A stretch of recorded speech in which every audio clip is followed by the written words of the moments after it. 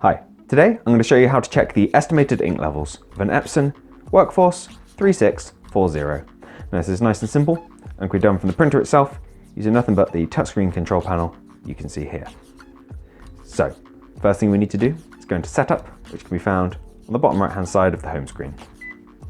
And once we're in there, Ink Levels is the top option. Press that.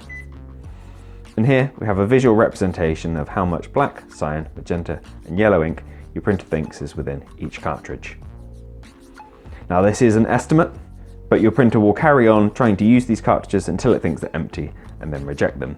So if you're experiencing a print quality issue, which has led you to wanting to check the ink levels, it's actually unlikely to be the physical ink level within the cartridges.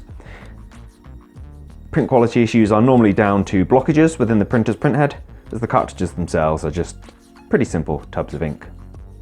So if you're having print quality issues, I'd recommend checking out our dedicated videos on the test pages and cleaning cycles, which we also have on our channel. But regardless of what's led you here, I hope you found this video useful.